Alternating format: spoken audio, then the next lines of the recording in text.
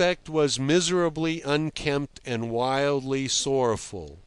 Had it not been for the unquenchable candour of his blue eyes, whose unhappy, tired glance every moment sought his abandoned, sinking brig, as if he could find rest nowhere else, he would have appeared mad. But he was too simple to go mad, too simple with that manly simplicity which alone can bear men unscathed in mind and body through an encounter with the deadly playfulness of the sea or with its less abominable fury. Neither angry nor playful nor smiling, it enveloped our distant ship, growing bigger as she neared us, our boats with the rescued men, and the dismantled hull of the brig we were leaving behind in the large and placid embrace of its quietness, half lost in the fair haze, as if in a dream of infinite and tender clemency. There was no frown, no wrinkle on its face, not a ripple. And the run of the slight swell was so smooth that it resembled the graceful undulation of a piece of shimmering grey silk shot with gleams of green. We pulled an easy stroke. But when the master of the brig, after a glance over his shoulder, stood up with a low exclamation, my men feathered their oars instinctively, without an order, and the boat lost her way.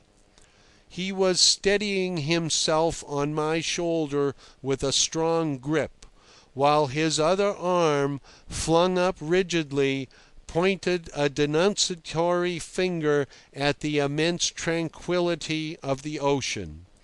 After his first exclamation, which stopped the swing of our oars, he made no sound, but his whole attitude seemed to cry out an indignant "Behold!"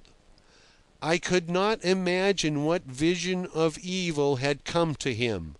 I was startled, and the amazing energy of his immobilized gesture made my heart beat faster with the anticipation of something monstrous and unsuspected. The stillness around us became crushing. For a moment the succession of silky undulations ran on innocently. I saw each of them swell up the misty line of the horizon, far, far away beyond the derelict brig, and the next moment, with a slight friendly toss of our boat, it had passed under us and was gone. The lulling cadence of the rise and fall, the invariable gentleness of this irresistible force, the great charm of the deep waters, warmed my breast deliciously, like the subtle poison of a love potion. But all this lasted only a few soothing seconds before I jumped up too, making the boat roll like the veriest landlubber. Something startling, mysterious, hastily confused, was taking place. I watched it with incredulous and fascinated awe, as one watches the confused, swift movements of some deed of violence done in the dark. As if at a given signal, the run of the smooth undulations seemed checked suddenly round the brig. By a strange optical delusion, the whole sea appeared to rise upon her in one overwhelming heave of its silky surface, where in one spot a smother of foam broke out ferociously. And then the effort subsided. It was all over, and the smooth swell ran on as before from the horizon in uninterrupted cadence of motion, passing under us with a slight friendly toss of our boat.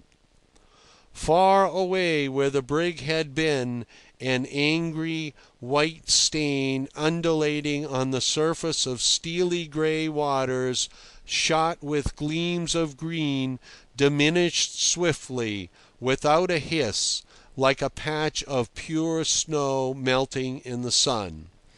And the great stillness after this initiation into the sea's implacable hate seemed full of dread thoughts and shadows of disaster. "Gone!" ejaculated from the depths of his chest my bowman in a final tone.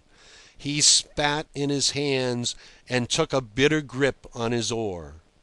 The captain of the brig lowered his rigid arms slowly and looked at our faces in a solemnly conscious silence, which called upon us to share in his simple-minded, marvelling awe.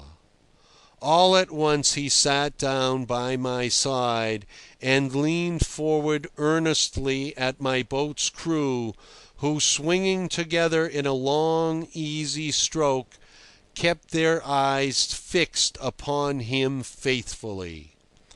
"No ship could have done so well," he addressed them firmly, after a moment of strained silence, during which he seemed with trembling lips to seek for words fit to bear such high testimony. "She was small, but she was good. I had no anxiety. She was strong. Last voyage I had my wife and 2 children in her. No other ship could have stood so long the weather she had to live through for days and days before we got dismasted a fortnight ago.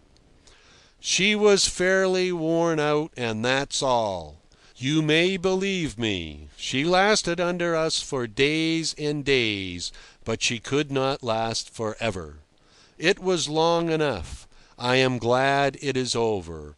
No better ship was ever left to sink at sea on such a day as this."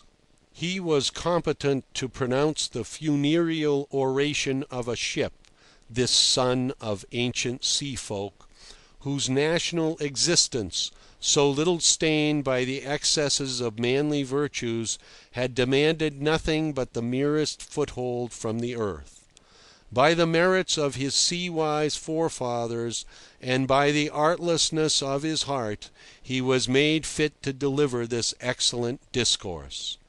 There was nothing wanting in its orderly arrangement, neither piety nor faith, nor the tribute of praise due to the worthy dead, with the edifying recital of their achievement. She had lived, he had loved her. She had suffered, and he was glad she was at rest. It was an excellent discourse, and it was orthodox, too, in its fidelity to the cardinal article of a seaman's faith, of which it was a single-minded confession. Ships are all right. They are. They who live with the sea have got to hold by that creed first and last. And it came to me, as I glanced at him sideways, that some men were not altogether unworthy in honour and conscience to pronounce the funereal eulogium of a ship's constancy in life and death. After this, sitting by my side, with his loosely clasped hands hanging between his knees, he uttered no word, made no movement, till the shadow of our ship's sails fell on the boat, when, at the loud cheer greeting the return of the victors with their prize, he lifted his troubled face with a faint smile of pathetic indulgence. This smile of the worthy descendant of the most ancient sea folk, whose audacity and hardihood had left no trace of greatness and glory upon the waters, completed the circle of my initiation. There was an infinite depth of hereditary wisdom in its pitying sadness. It made the hearty bursts of cheering sound like a childish noise of triumph. Our crew shouted with immense confidence, "Honest souls!" as if